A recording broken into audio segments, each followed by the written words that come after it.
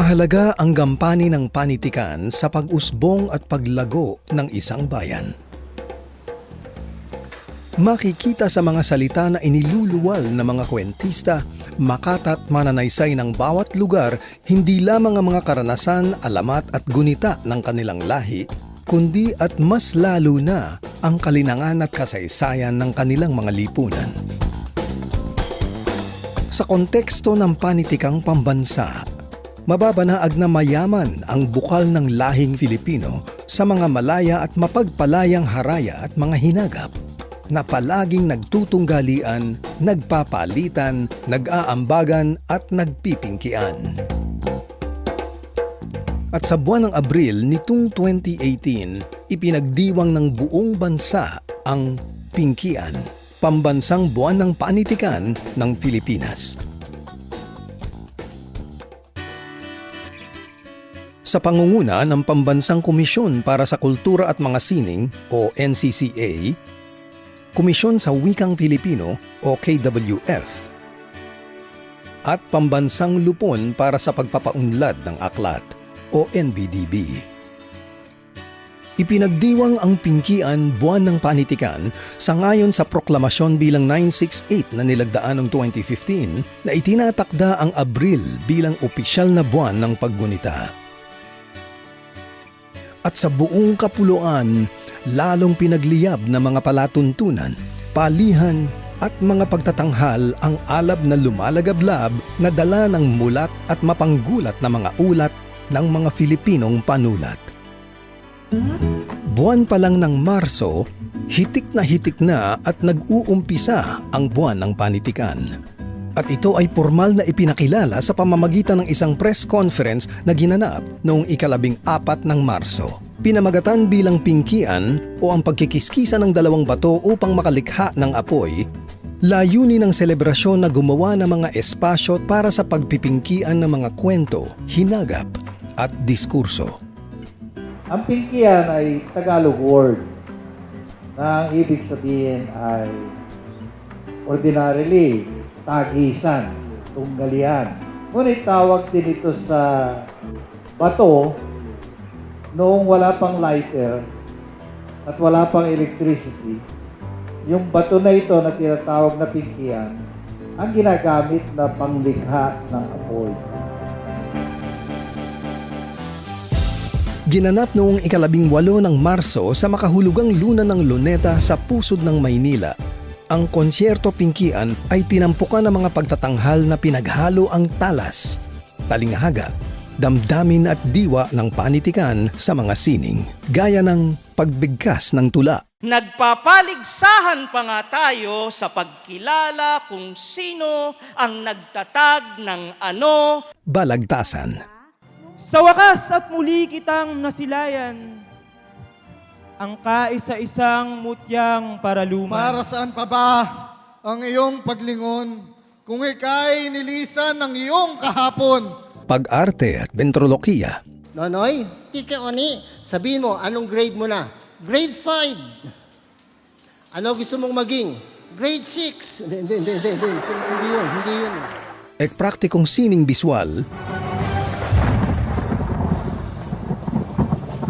at mga dramatikong pag-awit na lubos at labis na nagpasaya sa lahat ng mga manonood.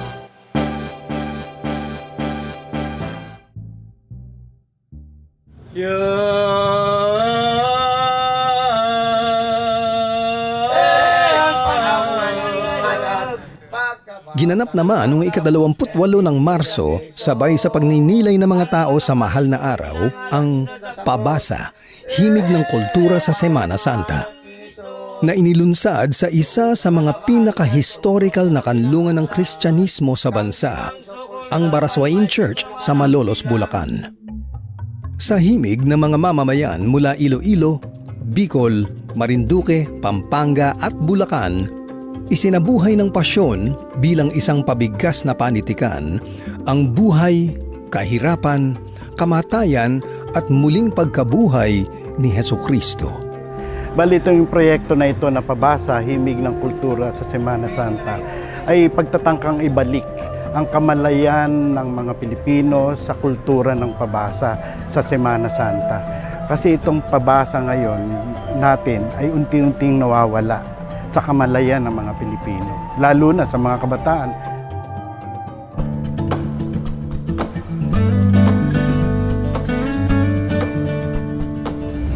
Pagsapit ng buwan ng Abril, opisyal nang binuksan ang pingkian sa Orion, lalawigan ng Bataan, kung saan namuhay ang bayani ng harayang Filipino na si Francisco Balagtas Baltasar.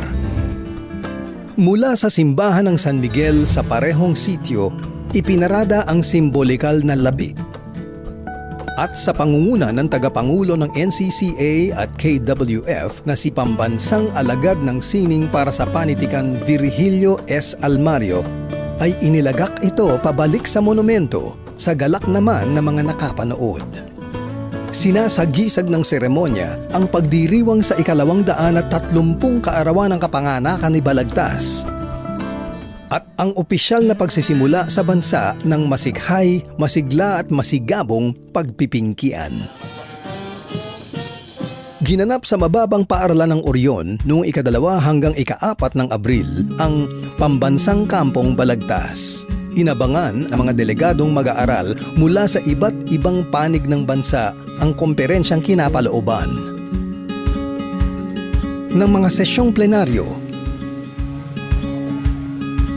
at palihan sa pagsulat ng tula at sanaysay na naglayong hubugin ang mga kabataan tungo sa pagsusulat ng mga akdang malay sa maayos na forma at estilo at malay sa aktwal na kalagayan ng kanilang mga lipunan.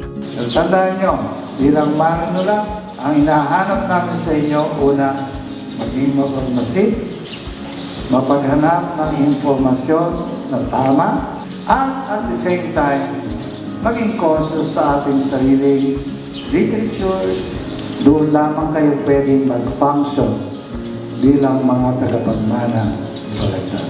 Bilang isang kabataang Filipino, responsibilidad po namin na pagtibayin, paunlarin, pagyabungin ang aming mga kaalaman sa paraan ng pagsusulat. Dagdag pa sa mga ito, nagkaroon din ng paggawad ng mga parangal sa natatanging mga manunulat ng bansa na sumusunod sa ehemplo ni Balagtas bilang bayani ng Haraya. Sa parehong palatuntunan din, pinarangalan ang bantog na manunulat na si Ricardo Ricky Lee.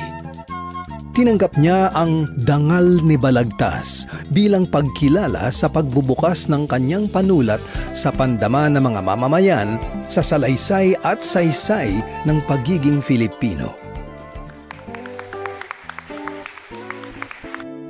Mula sa kanyang masinsing paghahabi ng mga kwento hanggang sa script pampelikula, dula at kalaunay nobela, laging ipinaiigpaw ni Ricky Lee ang rangal at rikit ng pag-iral at pag-ibig para sa bayan at taong bayan.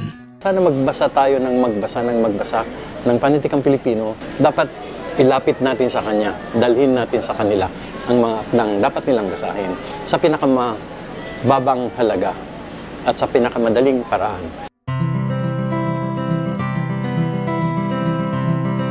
Sa lalawigan naman ng Laguna, inilunsad ang Peregrinasyong Jacinto na isang pampanitikang pilgrimage sa ngalan ng bayaning tumangan ng palayaw na pingkian, ang revolusyonaryong Makatang si Emilio Jacinto.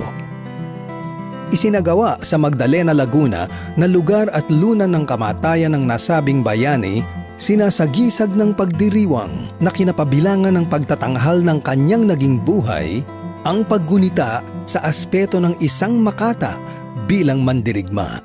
Siya na sa kanyang pagkatha ng kartilya, mga tula at talinghaga ay kasabay ding nagsulong ng armadong pag-alagwa at paglaya.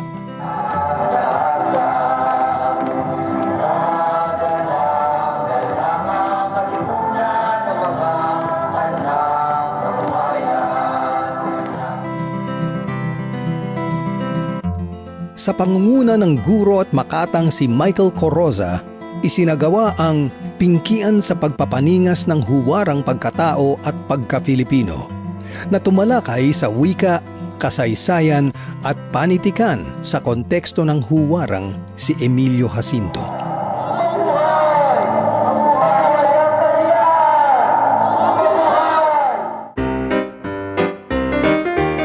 Iba't ibang pagtitipon pa ng mga manunulat, mambabasa, kritiko, guro at mga alagad ng sining ang inihanda para sa buwan ng panitikan, bukod pa sa pagpupugay sa mga naging haligi ng haraya. Sa Pangasinan State University sa Lingayen, Pangasinan, inilunsad ang Pambansang Komperensya sa Wika at Panitikang Pangasinan na naglayong iangat mula sa laylayan ng kamalayang Filipino ang panitikang lokal ng probinsya upang mapabilang ito sa kabuuan at kalakhan ng panitikang pambansa. Dinaluhan ng mga guro mula sa naturang lalawigan, nagkaroon ng komperensya ng mga dayagulo, diskusyon at diskurso ukol sa kasaysayan ng panitikang Pangasinense, pagsasagawa ng mga pananaliksik gamit ang nasabing wika at palihan sa pagsulat ng malikhaing akdang panggalatok. Milya-milyang layo naman sa bandang timog, isang mapanghimok na pambansang reoryentasyon sa panitikan ang isinagawa sa Bukidnon State University sa Malaybalay, Bukidnon. Binubuo ng mga serye ng seminar, ninanais ng programa na mapaghusay ang antas ng kamalayan ng mga guro ukol sa panitikan at sa mga paraan ng dinamikong pagtuturo nito. Isinagawa naman sa Cultural Center of the Philippines sa ika-9 na pagkakataon ang Philippine International Literary Festival na pinamagatang Authorities. Pinangunahan ng NBDB sa loob ng 2 araw, naglunsad sa palatuntunan ng mga sabay-sabay na talakayan sa 4 na magkakaibang bulwagan ng CCP. Habang sa 2 labi ng makasaysayang building ay nagkaroon ng book fair. Masikhay, masigla at masigabong sinalubong at sinalihan ng mga manonood ang mga talakayan na pumainog sa mga usapin gaya ng pagsulat sa panahon ng sigwa, pagsulat bilang babae at pagsulat sa iba't ibang wika, at independent publishing gaya ng umuusbong at makasining na zine-making. Sa Fort Santiago sa may Intramuros, 2 pagdiriwang ang magkasunod na inilunsad. Ang Katha, Tula at Sayaw na pinangunahan ng kolektibong Para sa Sining. At ang Book Fiesta 2018 sa pangunguna ng NBDB at Intellectual Property Office of the Philippines na isang pagkakaisa sa pandaigdigang araw ng mga aklat at karapatang sipi. Para sa Katha, Tula, Sayaw, nagkaroon ng iba't ibang pagtatanghal ng mga tula na nilapatan ng ritmo, tugtog, alog at indayog ng makamundo at maging espiritual na pagsasayaw. Para naman sa Book Fiesta 2018, bukod sa book fair na pinasimula ng isang malapistang pag-aaliw, nagkaroon din ng mga storytelling at puppet show activities mula sa National Library of the Philippines. Mga balagtasan, palihan para sa spoken word poetry, calligraphy workshops, at on-the-spot t-shirt and tote bag printing na sa kabuuan ay nagpapakita ng aspeto ng panitikan bilang kabilang sa mas malaking proseso ng kultural na paggawang nakabatay sa material na kondisyon at kalinangan ng lipunan. Today we're happy that we have authors, publishers, book distributors who are part of our book fiesta. At bago tuluyang magtapos ang buwan ng panitikan, ilang paggawad ng parangal at isang umaatikabong kongreso ng mga manunulat ang inilunsad. Sa lokalidad ng Basco sa isla ng Batanes sa dulo ng bansa sa may Hilaga, na napapaligiran ng dagat na dumadaloy at dumadaluyong, inawit na mga kabataan ang pamanang kanta ng kanilang isla, ang lahi. Pinamagatang Timpalak Hornedo sa ngalan ng guro at higanting araling Filipino na si Dr. Florentino Hornedo, layunin ng patimpalak na pasiglahin ang nasabing awiting bayan.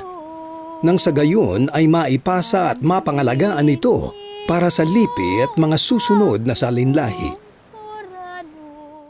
Sa kalagitnaan naman ng Metro Manila, sa sentrong pangkultura ng bansa, pinarangalan din ng mga kabataang matagumpay na nagwagi sa Bayani Han, Bayani sa Panitikan, Short Film Contest ng NCCA. Bakit pakisi mong pamilya? Gulo ba ka na ako ng hari diri karon? Singsingay ni, lalakadya bilang ako. Kabang makalaot ko kaya ni Lele mo. Mula sa mga lokal na panitikan ng kanilang lugar, isinalin ng mga kabataang nasa Antas High School ang kalaliman, bigat at grabedad na mga tekstong bunga ng kanilang mga bayan tungo sa medium ng cinema, kung saan gamit ang masusing mga imahen, mas marami itong naabot na mga tao. Bilang panghuli, sa Rojas Capiz, sa ika-44 na pagkakataon, isinagawa ng Unyon ng mga Manunulat sa Pilipinas o ng UMPIL ang UMPIL Congress. Kaalinsabay sa ika-31 pagpaparangal ng Gawad Pambansang Alagad ni Balagtas. Tangan-tangan ang temang Kadulom kag Kasanag o Karimlan at Liwanag, Panitikan ng Pag-asa. Tinalakay sa Kongreso ang dalawang nagpipingki ang konsepto ng kadiliman o sigwa kontra sa liwanag na palagi ang lumalaban. Mahalaga ang gampanin ng panitikan sa pag-usbong at paglago ng isang bayan. Makikita sa mga salita na iniluluwal ng mga kwentista, makata at mananaysay ng bawat lugar, hindi lamang ang mga karanasan, alamat at gunita ng kanilang lahi, kundi at mas lalo na ang kalinangan at kasaysayan ng kanilang mga lipunan. Sa konteksto ng panitikang pambansa, mayaman ang bukal na lahing Filipino sa mga malaya at mapagpalayang haraya at mga hinagap, na palaging nagtutunggalian, nagpapalitan, nagaambagan at nagpipingkian.